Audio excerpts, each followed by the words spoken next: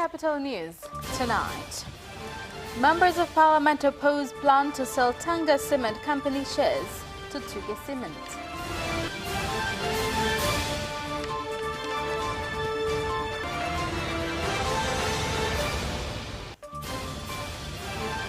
Police in Morogoro have dispersed people trying to steal diesel from an oil tanker.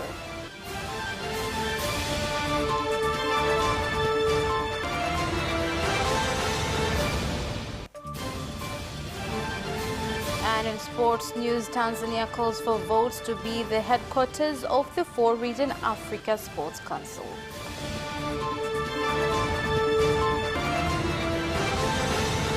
Good evening, this is Capital News at 9:30. My name is Khadija Zimbwe. First, the national news.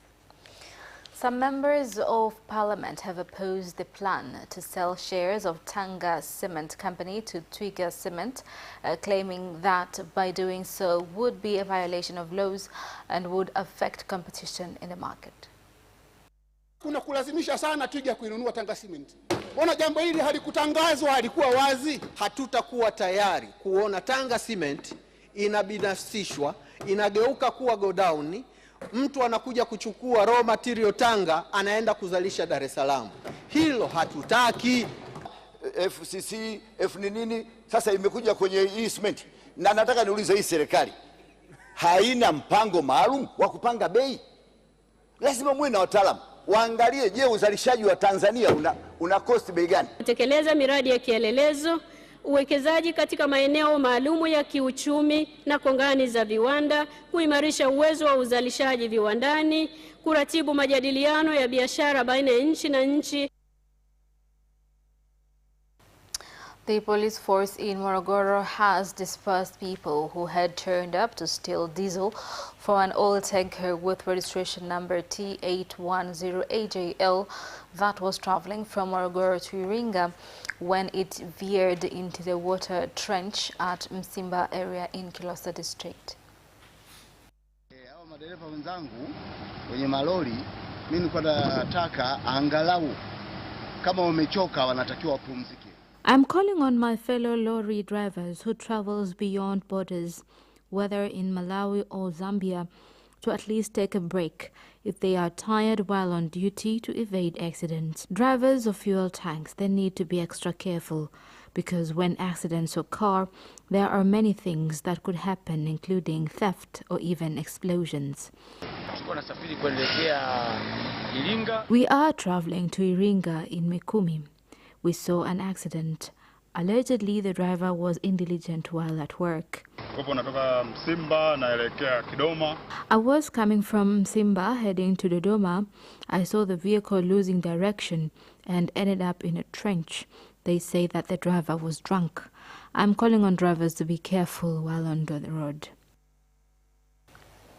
Now, the principal judge of the High Court of Tanzania, Mustafa Siyani, at an occasion in Dar es Salaam to bid farewell to 3 judges of the High Court, has said that the judiciary in the country is independent and that Tanzanians should not be afraid to seek justice through the courts.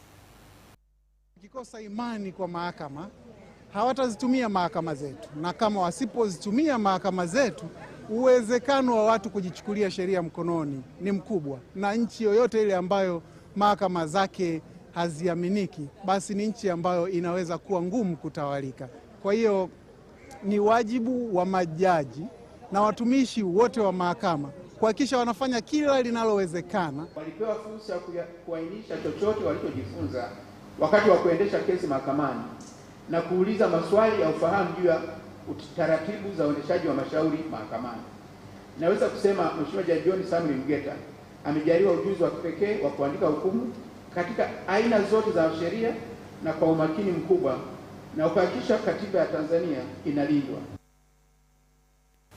Now, pests have caused massive destruction to maize crops in Handeni district, Tanga region, a situation that has caused farmers to call on the government to intervene and give them immediate support to address the problem. Kweli nimefanya ziara kwenye baadhi ya maeneo ambayo wananchi wanajishughulisha na kilimo kwenye wilaya yetu ya Handeni. Na nilichokikuta huko, I have visited some areas where citizens are engaging in farming activities in Handeni district. I have found farmers have cultivated well in this rain season, but the rains came with pests that are busy eating crops in farms. I have directed agriculture experts to immediately leave offices.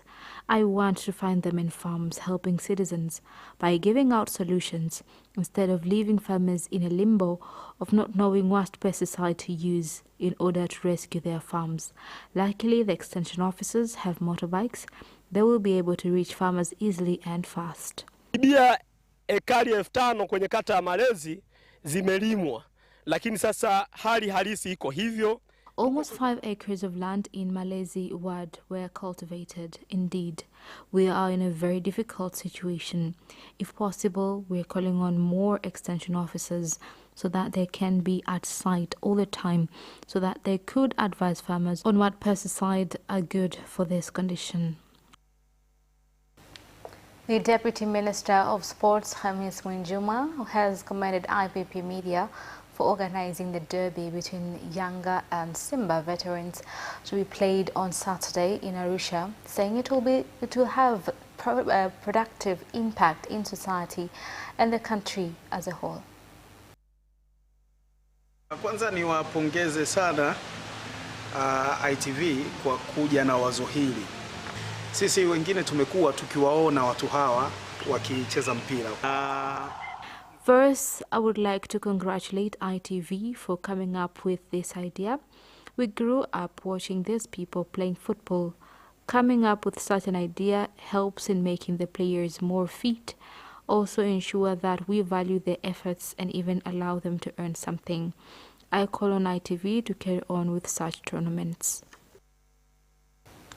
The president of Yanga Sports Club, Engineer Hersey, said has wished Yanga veterans a good win over Simba veterans in the Legends Derby that will be played on Saturday at the Sheikh Amri Abeid Stadium in Arusha.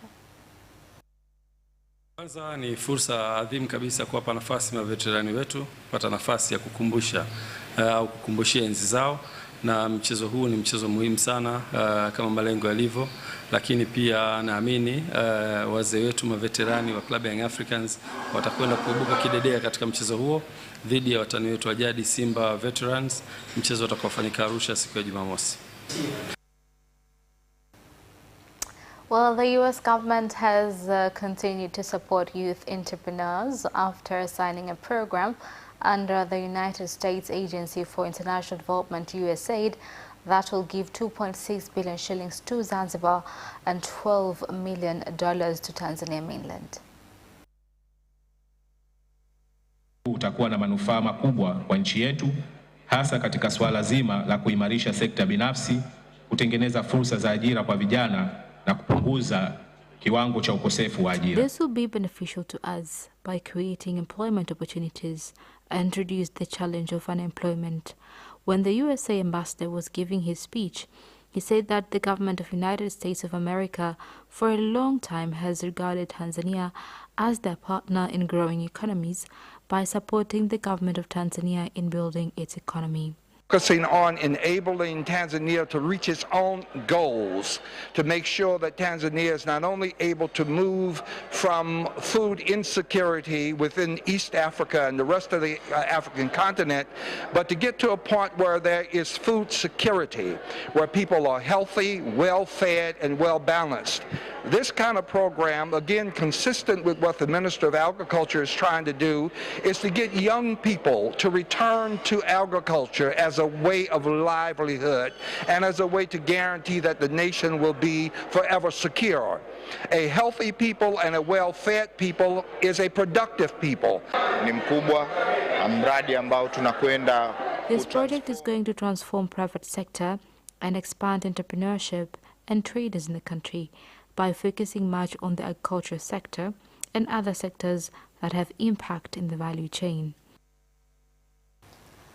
The Chief Medical Doctor in Dar es Salaam region, Dr. Rashid Mfaume, has said that there are no cholera patients after 15 patients admitted at the cholera centers were discharged and that the public education on the disease is continuing in order to prevent outbreak of cholera cases, particularly during the rain season. Kiendelea kutoa vidonge vile vya kutibu maji vya klorini ngazi ya kaya.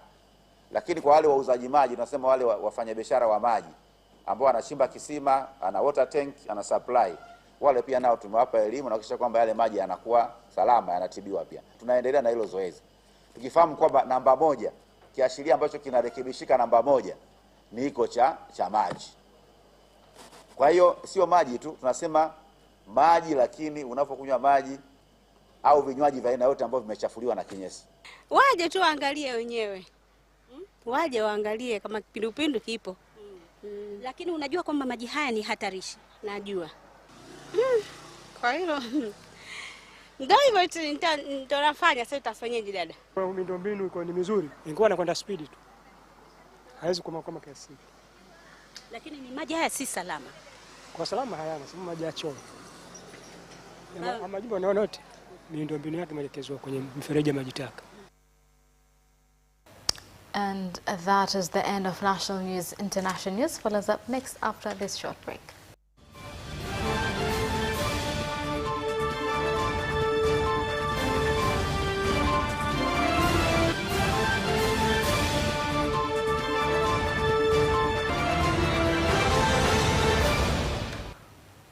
Welcome back, and in international news tonight.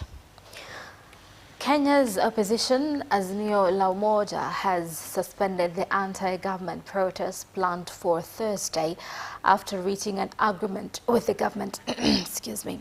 Now, the decision was taken after Ruto's ruling Kenya Kwanza agreed to one of the demands. However, Azimio has warned that it will not hesitate to take alternative actions that any indication of lack of goodwill from Kenya Kwanza's side.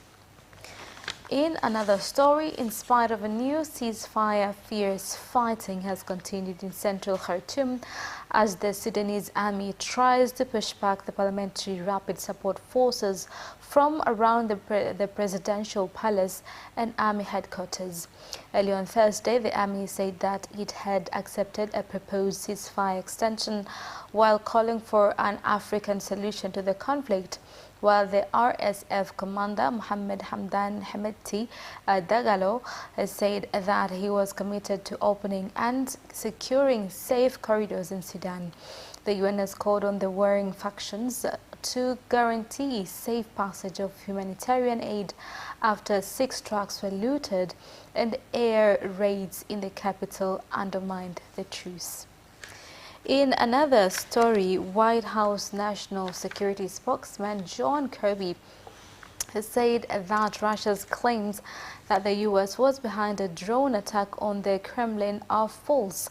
Mr. Kirby said that the United States does not encourage or enable Ukraine to strike outside its borders.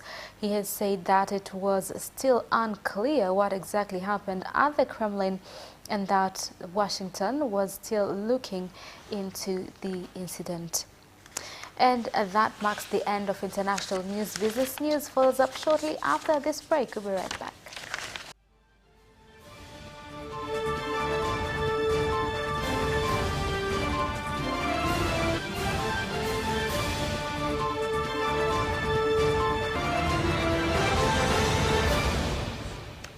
Welcome back, and in business news. Farmers in Kigoma have expressed concern of falling cotton prices, where they have called on the government to intervene by ensuring the cap prices benefit farmers instead of incurring them losses. Na leo imetangaza bei ya 1160, lakini kwa mkulima hajamtendea haki. Kwa sababu mwaka jana imeanzia na 1560. Mtu ameweka wakulima amelima eka 16, mwingine eka 80, bei inakuja inashushwa tena inarudi 1160. Tunaendelea kuwaelimisha wakulima walime kitaalamu zaidi, tija yao iongezeke, na swala la bei liwe ni nyongeza, sio uwe ndio msingi. Hakikishia kwamba pamba yote mlioizalisha yote itanunuliwa. Ndio kazi kubwa ambayo nimekuja kuhakikishia. Kwamba kila mtu aliyepo katika mkoa wa Kigoma, kila mtu, sio kila mkulima wa pamba, atuzalishie walau eka moja ya pamba, eka moja tu, msitafute mbili kama unaweza leta. The government in Tanga region has warned investors who have stopped operations that it will take over their industries as well as machinery and shift them to other regions to operate them. Kwa hiyo ni lazima tuende tukafufue viwanda. Na nimeshasema tayari nimeshaanza mazungumzo na msajili wa hazina, wale wote waliopewa viwanda alafu hawafanyi kazi, tutatafuta wawekezaji wengine waliokuwa serious. Asilimia kati ya 45 mpaka 50 ya mapato ya mkoa wako kwa halmashauri zetu zote, inawezekana asilimia 50 inatokea Tanga. Sasa utapiga hesabu. Tanzania, in collaboration with China and India, expect to start production of pressure cookers that use small amounts of energy in the country in order to enable Tanzanians stop using firewood and charcoal as cooking energy sources. Hayatumii tu umeme wa TANESCO. Kuna uwezekano mkubwa pia ukatumia umeme utokanao na sola, utokanao na jua, umeme. Kwa hiyo majiko haya sasa, mtu mwenye sola anaweza akatumia haya majiko. Watu wengi sana wamekuwa wakishangaa tunaposema ni nishati kidogo, lakini hili jiko linatumia dakika 7 tu kutengeneza pressure ambayo ni joto, na linakata umeme, na baada ya kukata umeme utaendelea kupika kwa ile pressure ambayo imetengenezwa. And that is the end of business news. Sports news follows up shortly.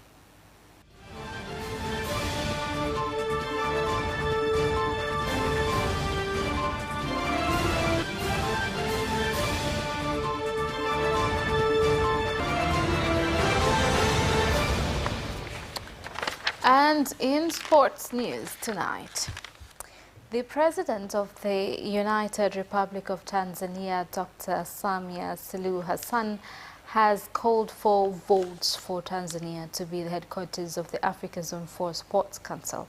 She made the request through video council at a meeting for Sports Minister of the Council in Arusha that was also attended by Prime Minister Kassim Majaliwa. The issues of hosting the African Union Sports Council Secretariat consideration to our request. Hawa viongozi wetu wakuu wa nchi, Mheshimiwa Dr. Hussein Ali Hassan Mwinyi, Rais wa Zanzibar na Mwenyekiti wa Baraza la Mapinduzi. Our leaders, Dr. Samia Suluhu Hassan and Dr. Hussein Ali Mwinyi, they have revealed their interest in growing sports sector in the country, for sportsmen and women to advertise this country and amplify the sector to international levels. Mkutano huu utakuwa na ajenda maalum zinazolenga kutoa mwelekeo na mustakabali wa sekta ya michezo kwa nchi wanachama wa ukanda wa 4. This meeting will have a special agenda that aims at giving direction of the sports sector to country members of the 4th zone. One of key agendas for sports ministers to vote to the country that will be headquarters of Africa Union Sports Council 4th Zone. Currently, headquarters of African Union Sports Council 4th Zone are in Ethiopia. Now, JKT Queens are determined to win this year's Serengeti Light Women's Premier League after remaining top of the table for a while. Mpango wetu ni kuchukua ubingwa. Kwa sababu ukiangalia mpaka sasa timu ya JKT Queens imejipanga vizuri na timu ina ari, wachezaji wetu wana ari na wanatamani sana kuchukua ubingwa. Famous actors Yusuf Mlela and Miraji Fundi Kira or Mkaliwenu have taken part in the weighing exercise ahead of their kickboxing fight tomorrow at the Fay Heroes Azura Club. Kickboxing tuna bauti 5. Kwa hiyo tunatarajia mchezo wetu utakuwa mzuri sana kwa sababu ni awamu ya pili, lakini pia katika mchezo huu baada ya kumaliza hii tutaanza ligi yetu ambayo itaanza mwezi wa 7 na ligi ambayo itatumia takriban ya miezi 3.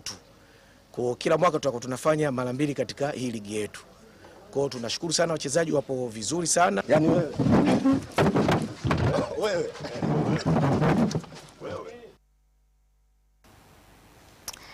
Now, wheelchair basketball national teams of Uganda, Kenya and Tanzania will compete for a spot in the African Championships, with the qualifiers taking place tomorrow at the Benjamin Mkapa Indoor Stadium. Tumejiandaa kwa ajili ya kuhakiki kwamba timu zetu zote zinakuwa wakilishi katika kanda yetu.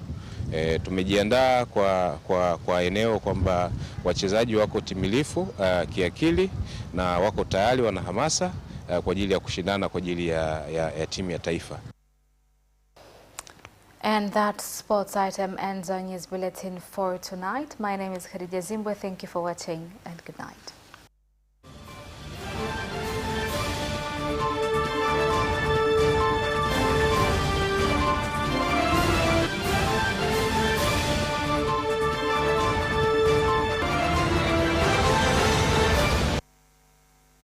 Watch Capital News at 9:30 and get updated on what is happening in Tanzania and around the world on political, social, and economic issues and events, without forgetting business and sports news. You can get it all right here on Capital News at 9:30 from Monday to Friday on Zuku Channel 067, Digitech Channel 1103 and Facebook Capital Television Tanzania. Kaa vizuri, vuta kiti, ongeza sauti ya redio yako. Muda umewadia. Tukitokea sasa ni masaa mawili na Club 101. Club 101 Maunyama certified.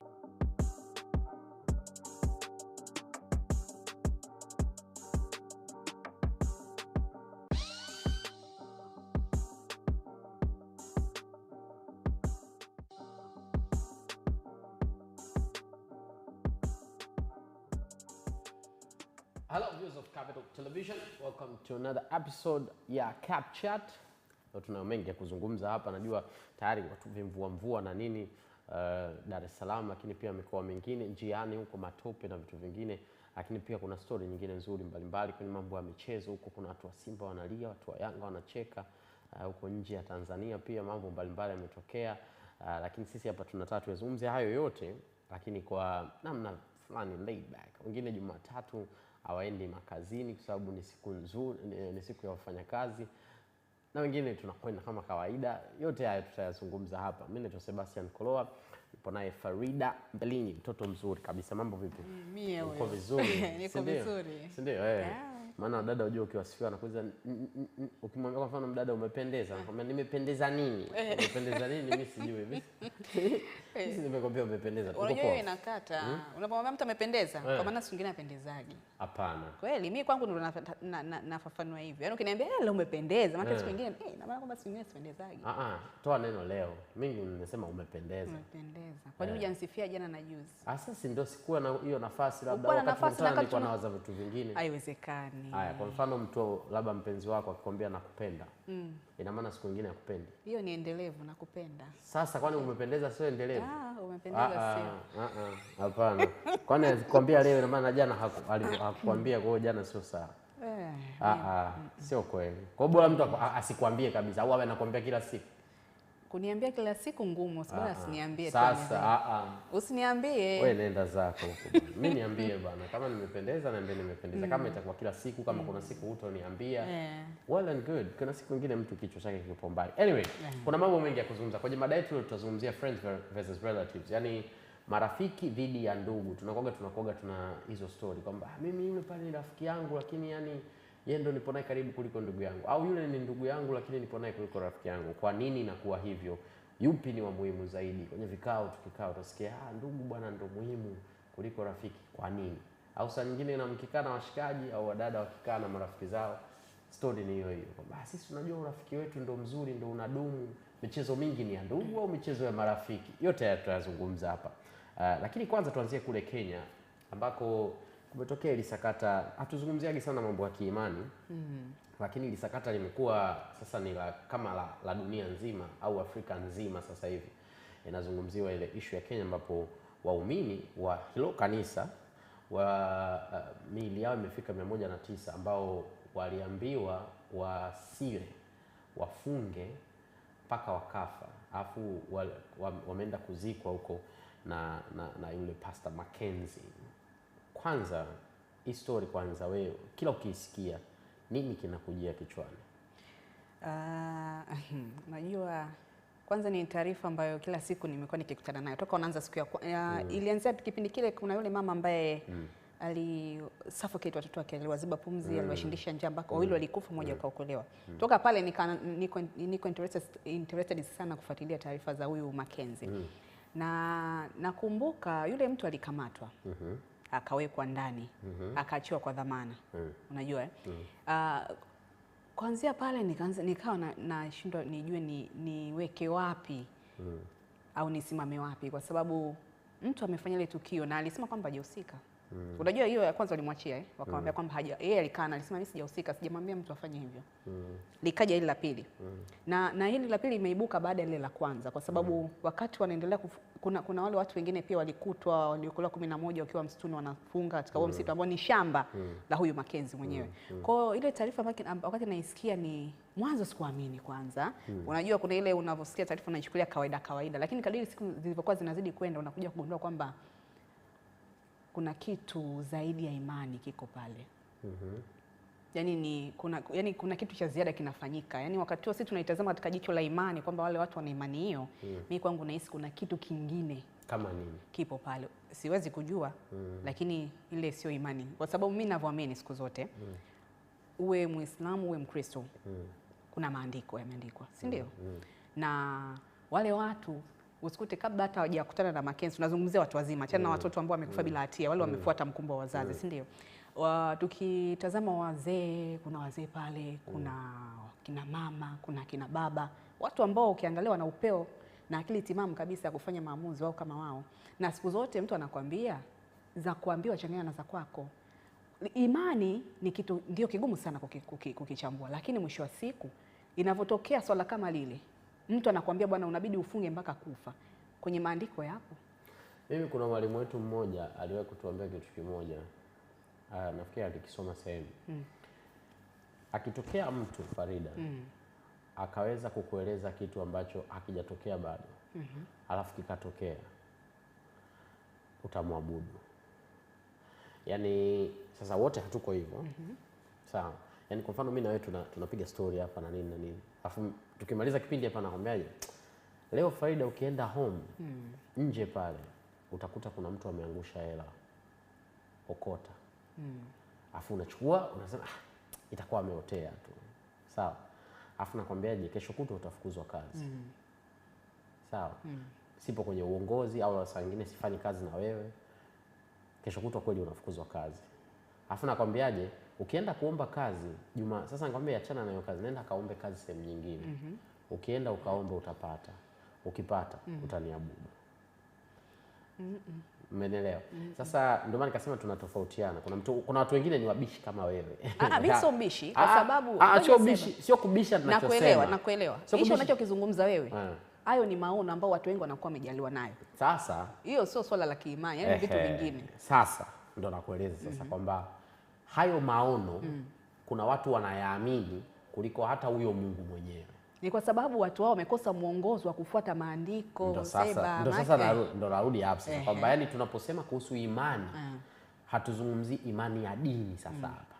Hapa tunazungumzia imani ya yule ambaye anaonekana kama ndio tuseme servant au agent wa kuileta hiyo imani. Umeelewa? Kama ambavyo tunasikia kuna mataifa au kuna sehemu ambavyo watu wanakuwa na itikadi kali, mtu anaambiwa ajilipua na ajilipua. Si ndio? Kwenye maandiko kuna sehemu imeandikwa mtu ajilipua. Si ndio? Kwa hiyo ni hivyo, yani kwamba ninachomaanisha nini? Yani mimi huwa naikumbuka sana hiyo kauli kwa sababu naiona ina ukweli sana na naangalia imani za watu wengi hapa Tanzania za sehemu mbalimbali, labda wafungi wakafa, lakini kuna imani zao unaziangalia na unagundua vitu mbalimbali. Kati ya kitu kinasikitisha, umesema kuna wazee, kuna nini? Kuna mdada ambaye ni air hostess. Amerudi kutoka huko alikotoka. Ametoaga hela yake yote kapeleka kwa kwanza kapoteza mtoto. Kapoteza mtoto. Yaani ana mishemishe mingi. Naye pia alikuwepo katika wale waumini waliofariki. Huyu ni mtu ambaye ana exposure, sio exposure tu ya kusoma, ana exposure pia ya kusafiri mataifa mbalimbali. Sijui umeelewa? Sijui umeelewa? Kwa mimi ninapokuambia hivyo, na experience ya watu ambao walikuwa wana understanding nzuri na nini, lakini swala la kiimani linakuja pale ambapo mtu anaamua kusikia kile ambacho anamtabiria mtu, yani mtu mwingine amemtabiria kwa nguvu zote, anaingia na miguu na kichwa na kila kitu. Kama wewe sio mmoja wapo, mshukuru Mungu kama huwezi kuwa hivyo. Lakini nina uhakika hata wewe mwenyewe ukifunga macho hivi, katika ndugu zako, katika marafiki, kuna watu unawajua ambao ni blindly au wanafuata. Sasa